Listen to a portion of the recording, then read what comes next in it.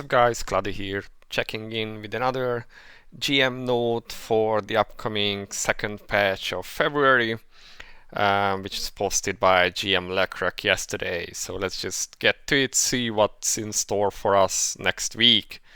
So new costumes, hero growth dungeon, guild conquest balance changes, and the brand new hero. Let's see what that is. The new hero is called Taily, and there is a revision here that they say she is physical. Let's see. She's a lolly, of course, with well, I have those Shiba Inus or something, or corgis. I'm not sure, something like that. So she's a martial art tribe, with a giant hammer, so like classic anime character. And I think she's actually a knight, yeah, class knight type physical. But they do not say anything about her yet. Guess we'll have to wait for the patch next week. Okay, moving on. Guild conquest balance changes. So yeah, this has been in the pipeline for some time now. Guess it was kind of expected. So some parts are a little bit surprising. Basically, boss HP is doubled for tier pass. Also, he will be easier to be knocked down. You do not need to do that many hits anymore with magic damage until he is knocked down. But the damage taken while he is knocked down will be reduced, so it will be harder to kill him. He has more HP but takes less damage, and well, it's also a bit easier to knock him down. Also, a kind of change that the damage received in the early stages of the battle is decreased, and as the battle progresses in time, the overall amount of damage tier fast receives will increase. Also, they are increasing the kill bonus. So all in all, it will be harder to kill him. You need to survive longer to get that damage bonus towards the end of the battle. But it will be more worth it, so that's curious. 10 times the points, it's not bad. Basically, it's much the same for Lakrak. Boss HP doubled, his boomerang will do less damage. In the early stages of the battle, he will take less damage, and then later on he will take more. Also, the kill bonus is increased 10 times. I wonder how this is gonna work with Lakrak, because he does have a stacking health healing reduction debuff, and not sure how long you can actually drag out the boss fight. I haven't fought him in like forever, but okay, I guess we will see how the new teams are set up once Guild Conquest starts again. And now, of course, the change to Vel'Kazar, the boss half is increased to 50 trillion. Too many zeros. Anyway, it's increased to a lot. It was like 16 before, and now it's 50. I do remember some people having concerns that Clio teams will absolutely dominate this boss otherwise, because she just does so much more damage than anyone else, like killing him halfway through this time. I guess we will find out. There are more changes. The Executioner's Casket will gain smaller amounts of health as the battle progresses, so it will be easier to knock him down. I guess that's good. But the disabled duration of Vel'Kazar is reduced by 1 second. So the time when you have the fake caskets and can just dish out all the AoE damage, that time will be reduced by 1 second. So guess everyone's time will decrease a bit. I mean, everyone's damage. But you can go longer. So if you were killing him earlier now, then you can keep going longer. I guess that's good. Yeah, the amount of damage received in the early stages of the battle increases, and over time the amount of damage Vel'Kazar receives decreases slightly. Which is curious, because this is the other way around as it was with Tirfas and Lakrak, unless this is a typo. But I saw comments, and It seems that they originally messed up with Lakrel and Tearfuzz, but maybe not with Vel'Koz. So that means that at the beginning you will be doing more damage and later on less. If that makes any sense. I don't know. They haven't corrected this part, so maybe. And physical damage to bosses is slightly increased. So I guess if you are running like a Zafir or a Hanus comp, then this is good news for you. Maybe even for Urzi. Perhaps those comps can get closer to Cleo now. I guess we will see. Yeah, so the changes to Tearfuzz and Lakrel has been made so that it's less easy to kill and to get more bonus scores.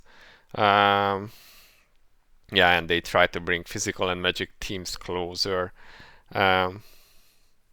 But they found that the second half of the battle was way higher than before. Yeah, because you do more AoE. The other thing is growth content dungeon. As you guys have probably already heard, especially if you are following this channel, Vespa is removing Royal Vault, Stockade, Upper Dungeon, Conquest, and just integrating them into a single dungeon. This will be the Stockade dungeon with Nikki, and called Stockade Vault, where you can do a gold, skillbook, XP dungeon, or a fragment dungeon. Well, I'm not sure how good this is for new players. Because it will be harder for the new players to get the gold, the XP, the skill books, everything that you need when you are new. When you are already in late game, you will probably just either gain gold, or if you need fragments, then go for that. Probably you won't spend too much time doing XP dungeon or skill book dungeon after a while. So there will be 6 levels of difficulty, and you need to clear the previous level always to unlock the next one. So that's pretty standard.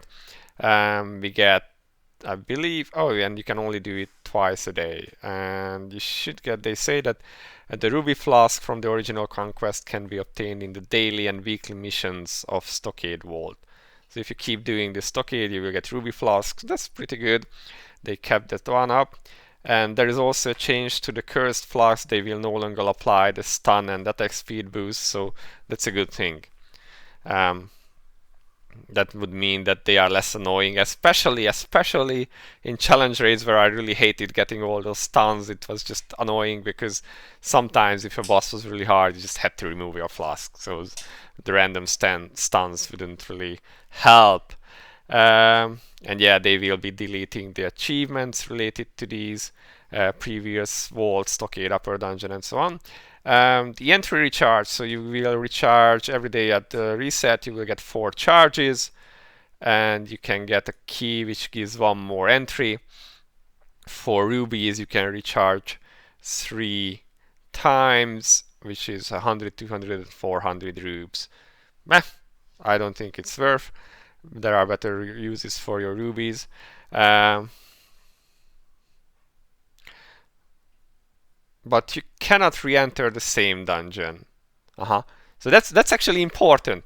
That if you have used up your 2 entries for gold, for instance, even if you recharge your keys, you can no longer enter the other one. But there are only 4 dungeons and 2 entries per each, so 8 entries, and you already get 4. So does 3 charges give 1 key?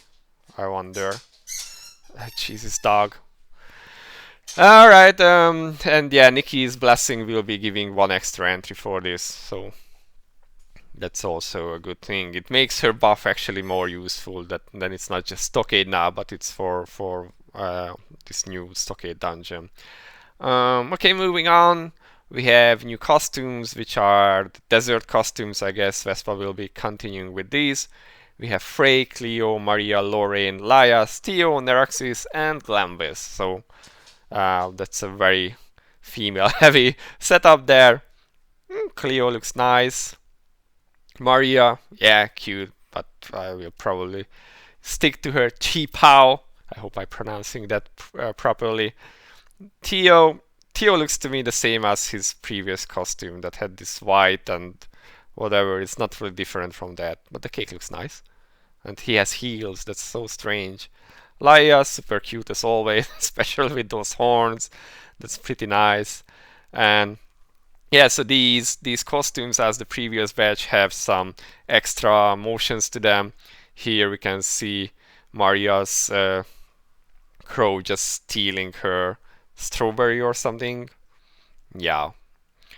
And yeah, they also note that so the anniversary stuff, what I was a note about is that because the servers have been started at different times, the anniversary was also at different times and just kind of gave confusion.